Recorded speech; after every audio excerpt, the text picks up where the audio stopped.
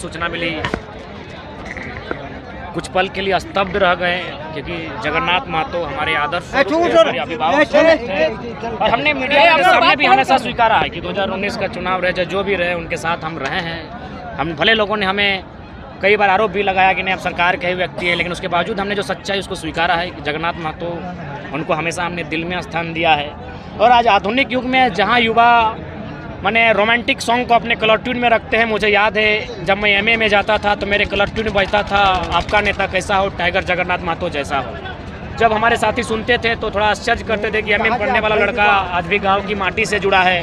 ऊपर से चूँकि एमए में मेरे जितने साथी थे सब मैक्सिमम बिहार और बंगाल के साथी थे, तो उस परिस्थिति में मेरा जो कलर ट्यून बजता था वो जगन्नाथ महतो के नाम पर बजता था। आज उनके जाने से निश्चय ही बहुत दुखी हूँ, बहुत ज़्यादा दुखी हूँ। और आज एक ऐसी क्षति हुई है, एक ऐसा नुकसान हुआ है जिसकी शायद भरपाई नहीं हो सकती। वास्तव में अगर कोई टाइगर था इस राज्य में तो टाइगर जगन्नाथ महतो थे। रामगढ़ में आपने वॉकओवर दे दिया, क्या लगता है डुगरी में आप आगे आएंगे चुनाव के लिए? देखिए, हम स्पष्ट करना चाहेंगे इस विषय पर बात नहीं करेंगे, क्योंकि हम लोग अभी बहुत दुखी हैं और दुखी अवस्था में हम शोक हैं और हम भी शोकाकुल हैं। तो इसलिए मैं चाहूँगा इस पर कभी भविष्य में बात होगी। आज कभी मन हाथ है, आज की सभा भी मैंने जैसे तैसे किया है। अगर ये सभा 2 दिन पूर्व होती तो शायद इस सभा को हम संबोधन करने भी नहीं आते, लेकिन चूंकि हम आ चुके थे, रात को ही हम आए थे, इसलिए इस सभा को संबोधन भी किए। नहीं तो आज जो क्षति हुई है उसकी कोई भरपाई नहीं हो सकती है। अतः मैं आज यही चाहूँगा, आज मीडिया बंधुओं के माध्यम से यही चाहूँगा कि आज अगर कुछ हो, आज अगर हमारे मुख से भी कुछ निकले तो उस पुरोधा के लिए निकले जिसने सदन से सड़क तर झारखंड के मुद्दों पर आंदोलन किया है, झारखंड के लोगों के लिए एक उम्मीद बना है। करोड़ों उम्मीद आज कहीं ना कहीं कुछ पल के लिए ही सही धूमिल हो गई। फिर भी उनके लिए हम लोग नमन बंदन करते हुए उस युग के नायक को अंतिम विदाई देना चाहेंगे। कुर्मी समाज के लोग जनजातीय समुदाय की श्रेणी में आने के लिए लगातार संघर्ष कर रहे हैं, सड़कों पे आ रहे हैं, सदन में भी आवाज़ उठ रहा है। जयराम महतो का कितना समर्थन प्राप्त है इसे? देखिए, अब जब आंदोलन हुआ था तो हम लोग झारखंड के मुद्दों पर घर से बाहर निकले हैं और हमारा जो प्राथमिकता रहेगा वो झारखंड का मुद्दा ही रहेगा। जहाँ तक अपना समुदाय विशेष, हमारे अपने व्यक्तिगत समुदाय का आंदोलन का बात है तो वो हमारे जन्म से पूर्व से चल रहा है। जब मेरा जन्म नहीं हुआ था उससे पूर्व से वो आंदोलन चल रहा है। उनका अपना मांग है, तर्क है और उसके आधार से किसी को भी भारत के संविधान 342 अनुच्छेद के अनुसार अपने मांगों को रखने का अधिकार है। अतः क्राइटेरिया को फुलफिल होना ना होना ये संवैधानिक विषय है। संविधान की मांग इस राज्य में, इस देश में कोई भी व्यक्ति कर सकता है। चर्चा चौक चौराहों में हो रही है कि जयराम महतो का काफिला आगे बढ़ते जा रहा है, काफिला बड़ा हो रहा है, लाव लश्कर भी बढ़ रहा है। मैनेजिंग कहाँ से हो रहा है सर? मैं चाहूँगा आप लोग काफ़ी देर से यहाँ सुने, आप लोग एकत्रित रहें, तो जो लोग हमारे लाव लश्कर में आए हैं उनसे ये सवाल किया जाए कि आप लोग कहाँ से आए हैं। मैं आपको स्पष्ट करना चाहूँगा, जब हम घर से निकलते हैं तो हम अकेले ही आते हैं, लेकिन जिस क्षेत्र में जाते हैं तो वहाँ जो भी साथी उपस्थित हैं उनका अगर साधन संसाधन है तो हमारे साथ चले हो आते हैं, जुड़ के आते हैं। बाकी हम घर भी जाएंगे। अभी आप चाहें तो आप हमको रांची की सीमा तक फॉलो कर सकते हैं, हम लोग झालदा होकर निकलेंगे, आप वहाँ तक देखिएगा, उसके बाद वहाँ तक साथी जाएंगे छोड़ने, उसके बाद फिर हम लोग अकेले एक ही गाड़ी में जाएंगे। जयराम महतो हमेशा ब्यूरोक्रेट्स की बात करता है, उनकी पोल खोलने की बात करता है। आज जयराम महतो राजनेता की बात करते हुए ये कहता है कि विदेशों से कनेक्शन है। कब ये खुलासा करेंगे आप? देखिए, इसके लिए हम लोग डाटा तैयार कर रहे हैं, क्योंकि हम लोग जो बातें सुनी हैं, जिन बातों का हमने अध्ययन किया है उसमें सच्चाई है और उसकी पुष्टि भी हुई है। जो लोग हैं, उन राजनेता हैं, उनके जो इर्द गिर्द हैं, उनके माध्यम से सूचना हमें सुपुर्द की गई है।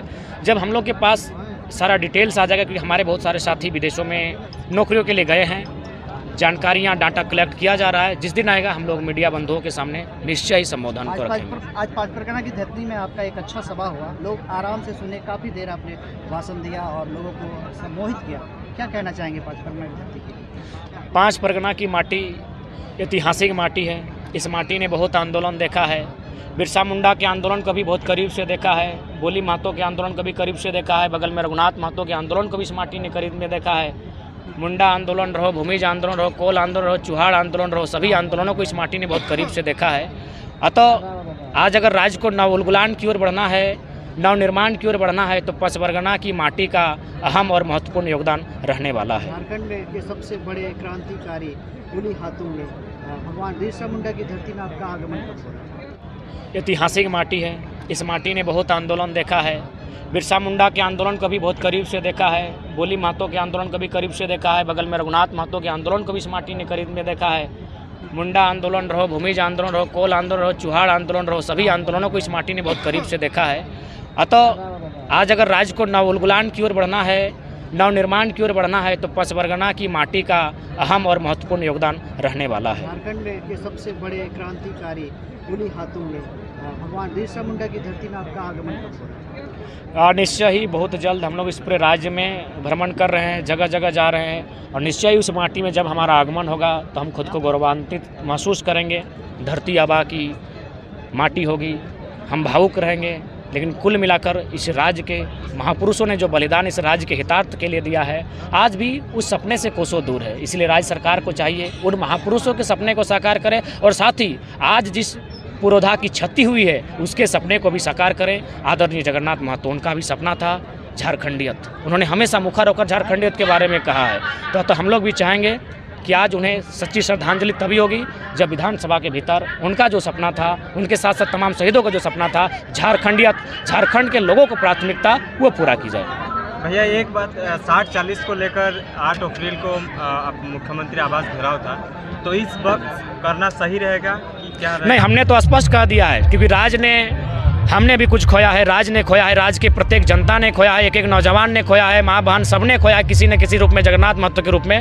तो 8 तारीख और 10 तारीख को जो हम लोग का कार्यक्रम होने वाला था उसे मैं अपनी ओर से वाकबर करता हूँ, मेरी उपस्थिति नहीं होगी। बाकी चूँकि वो कार्यक्रम राज्य स्तर का रांची की टीम ने संचालन किया था, बाकी मेरी अगर बात है तो मैं उपस्थित नहीं रहूँगा, ना ही उस कार्यक्रम में मेरी कोई भागीदारी रहेगी क्योंकि बहुत बड़ी क्षति हुई है। हमारी लड़ाई सरकार से वैचारिक है, लेकिन सरकार ने भी खोया है, राज्य ने खोया है, मैंने भी खोया है, सब ने खोया है। तो फिलहाल हम लोग शोक की अवस्था में हैं, आहत हैं, दुखी हैं। ऐसी परिस्थिति में जो दोनों कार्यक्रम थे, उसके अलावा पिछले जो सप्ताह भर का हमारा कार्यक्रम रहेगा स्थगित करते हैं। झारखंड के गांव के लोग अभी भी कंफ्यूज हैं कि 2024 में किसको मुख्यमंत्री का वोट दिया जाए। देखिए, हम लोग चाहते हैं कि एक चेहरे को मुख्यमंत्री के रूप में ना चुना जाए, एक विचार को, और वो विचार हिम्मत से हो, मेहनत। क्योंकि आज जो राज्य की भले चूँकि हमारे लोग छात्रों के बीच नौकरियां सामने आती है इसलिए उनको लगता है कि उनकी नौकरियों को बाहर के लोग ले जा रही है, तो विषय है ही, लेकिन उससे महत्वपूर्ण मुद्दा है हमारी ज़मीनों का।